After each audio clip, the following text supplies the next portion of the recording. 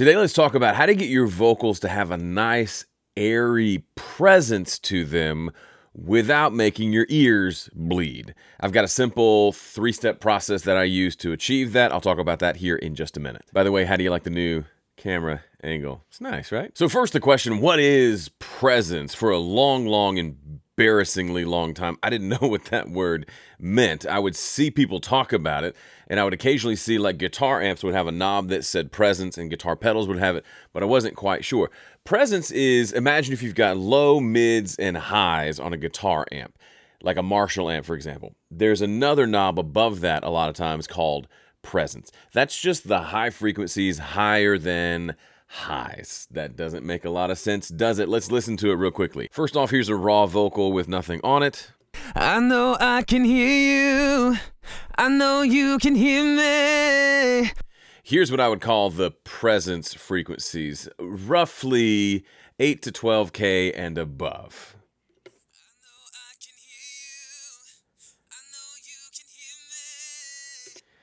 Very sizzly, as it were. It's important to know the difference between these high frequencies and what I call the high mid frequencies, which is where a lot of the grossness of a vocal can happen.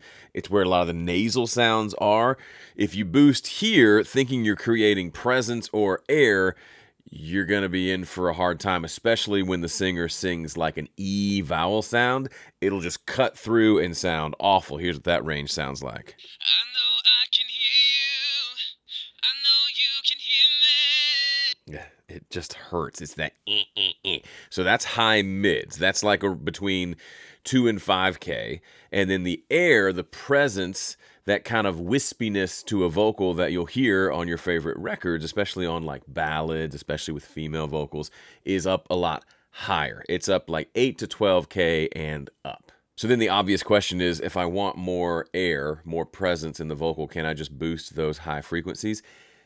Sometimes yes, most of the time no. You can boost them, but you got to do a couple of other things to make sure that it doesn't become too much. Do you know what the #1 mixing mistake people make is? I've coached thousands of people over the last 15 years, and the #1 mistake that contributes to them not being able to get the mixes they want is that they reach for plugins too early.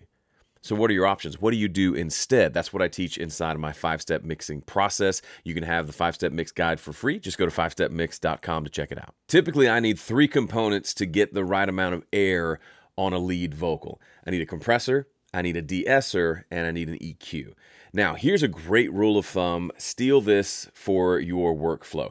A lot of people get hung up on, should I compress first? Should I EQ first? There are people who say always compress first.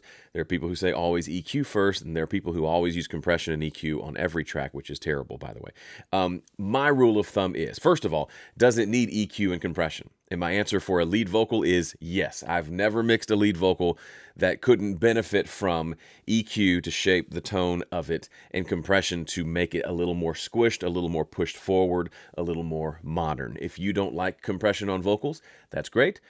Have a nice day. For the rest of us, we're going to talk about that for a second. Now, when I know the answer to the question is yes, I want compression and EQ on this vocal, then the question is, which one do I use first? And my general rule for that is, if I like what I hear already, I'll compress it first. I like to compress things that already sound good. So if there aren't any huge glaring issues, I'll go ahead and add compression. Then I'll shape the tone with EQ later. If there are big glaring frequency issues, right? It's excessively muddy, it's got a lot of problems, then a lot of times I'll fix that with EQ first, then I'll compress it. Why? Because compression tends to emphasize everything in a track. So if there are problems, they will typically be more emphasized after compression rather than less. So I like to fix it first and then compress. Let's listen to this vocal and decide, do we want to go compression first or EQ? I'll put EQ and compression here. We'll turn them off and we'll figure out what the order needs to be. All right, here is that vocal by itself. I know I can hear you. I know you can hear me. All of this noise and no one is listening. Okay, as I listen to that, it's got a good amount of low end. We recorded this on one of those, I think it was one of those Bach Audio 251s, like a $6,000 mic. It's got a lot of low end. not excessively, but a good amount. And then it's got some upper mid stuff because I'm singing at full volume here. That's a little annoying, but it's not enough for me to think I need EQ first. I mostly like the tone, so I'm going to grab compression first. Let me set up this compressor the way I typically like to compress vocals. So pretty quick attack and release. And we'll go 4-to-1 on the ratio, and let me just dial it in real quick. I'll be right back. I know I can hear you. I know you can hear me. All of this noise and no one is listening. Keep talking louder. Make them the enemy. All of this noise and no one is listening. Okay, cool. I dig that. So now that kind of, I like the way the low frequencies of that vocal trigger the compressor. I like the sound of that. So a lot of times if I'm not hating the vocal, I'll let the compressor respond to that low end. Then I'll take it out with EQ. So let's go ahead and add EQ real quick and I'll show you what I'm talking about. Let's deal with some of the low end and I'll deal with the upper mid range and then we'll talk about the air or the presence. I know I can hear you. I know you can hear me. All of this noise and no one is listening. Keep talking louder. Make them the enemy. All of this noise and no one is listening. I know I can hear you. I know you can hear me. All of this noise and no one is listening. Keep talking louder. Make them the enemy. Already like that. That's the sound. That's the vocal tone I like. It's prominent. It doesn't have excessive low end. It'll cut over the mix really well. Here's what that sounds like in the mix. I know I can hear you. I know you can hear me. All of this noise and no one is listening. But it's missing a little bit of crispiness on the top. Part of how we get there is by making sure there's not too much lows and mids, which we took care of. If I was mixing this, I'd mess with that upper mid range a little bit more, but that's not the focus of this. What I want to do is figure out how do we get some nice top end. So let's take that high frequency up here. And typically you can do this two ways. You can do a shelf like this that boosts everything above the frequency that you choose. I prefer to go peaking or parametric and then just adjust the width so it's just a nice wide bell. And I might even move it way up here so it's just kind of taking all these frequencies and turning them up. Maybe something like this. Let's just see what that sounds like. I know I can hear you. I know you can hear me. All of this noise and no one is listening. So the problem here is it sounds on the vowel sounds, it sounds great. It's got this air, this extra kind of crispiness up top that's great. But when I sing a consonant like an S or a T or a K, those come through and are pretty loud and make my ears bleed a little bit. I know I can hear you. I know you can hear me. All of this noise and no one is listening.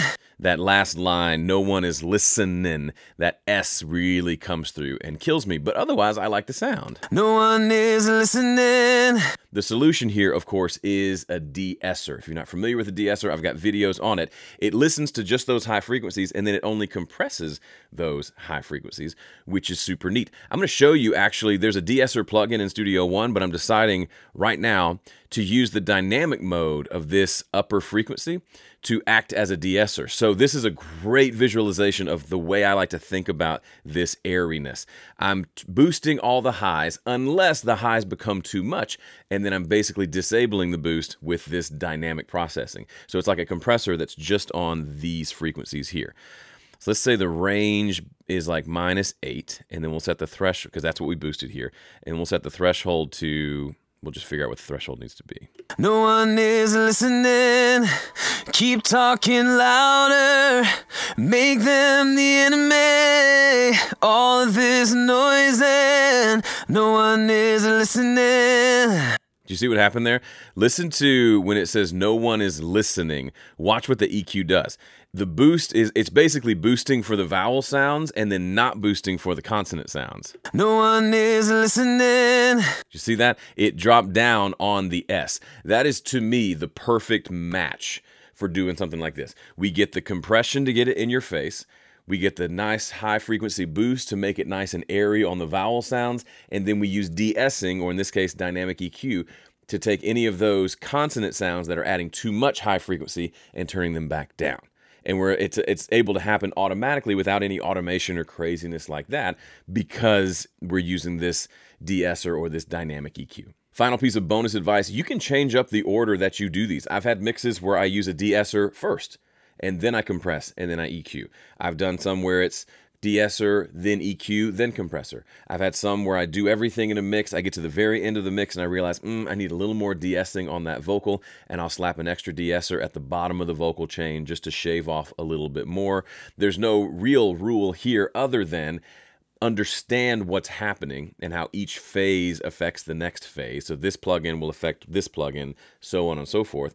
But once you understand that, you can start to change up the order and see which way works best for you. If you like this video, make sure you watch this one, which is all about my method for recording vocal takes. Thanks for watching. See ya.